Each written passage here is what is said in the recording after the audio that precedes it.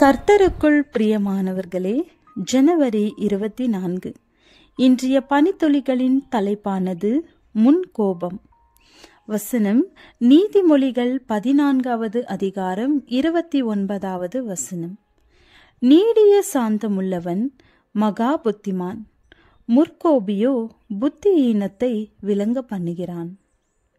இளைஞன் ஒருவன் அதிகம் கோபம் கொள்பவனாக இருந்தான். எதற்கெடுத்தாலும் பட்டன கோபம் கொள்வான். இதனால் அவப்பெயரை சம்பாதித்ததுதான் மிச்சம். அதை கண்ட இளைஞனின் தந்தை அவனிடம் ஒரு சுத்தியலும் நிறைய ஆணிகளையும் கொடுத்து, இனிமேல் உனக்கு கோபம் வரும்போதெல்லாம் வீட்டின் கொல்லைப்புறத்திலுள்ள காய்ந்த மரத்தில் இந்த ஆணிகளை அடி என்று கூறினார். முதல் நாள் 10 ஆணிகள், மறுநாள் 7 ஆணிகள், பின்பு 5, 2 என படிப்படியாக ஆணிகள் குறைந்தது. தந்தையிடம் சென்று, இனி எனக்கு கோபம் வராது என்று கூறினான். இனிமேல் கோபம் வராத நாளில் ஒவ்வொரு ஆணியாக பிடுங்கிவிடு என்றார் தந்தை.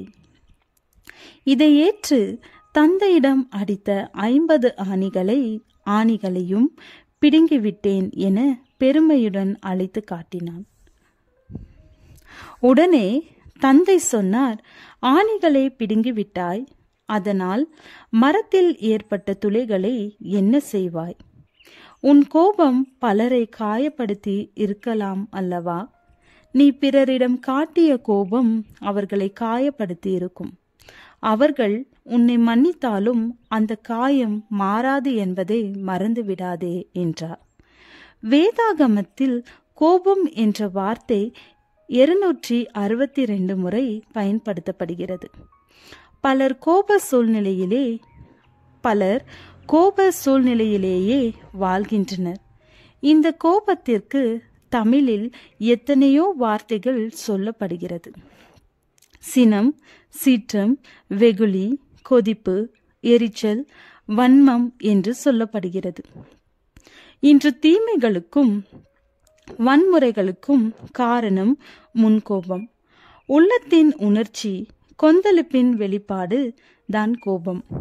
இன்று தேவ பிள்ளைகளின் வாழ்வில் கோபம் தீரா பகையை உருவாக்கி குடும்பத்தில் அமைதியற்ற தன்மை, கலவரம், பழிவாங்கும் துடிப்புக்கு காரணமாகி கொண்டிருக்கிறது. கோபம் தேவனுடைய நீதியை நடப்பிக்காது.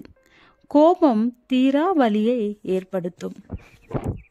நல்ல நண்பரை இழக்க செய்யும். சீக்கிரமாய் கோபம் கொள்பவர் மூடர் என்று சாலமோன் சொல்கிறார்.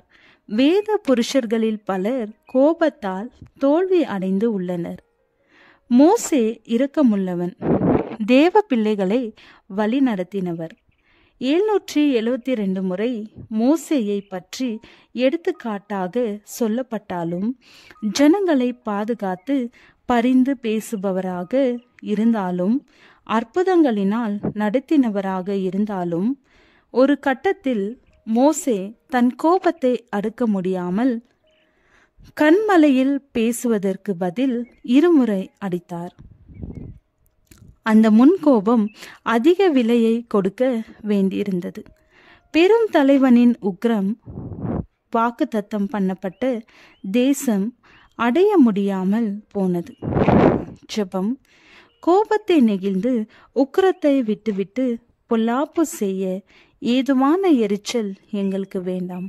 ஆமென்.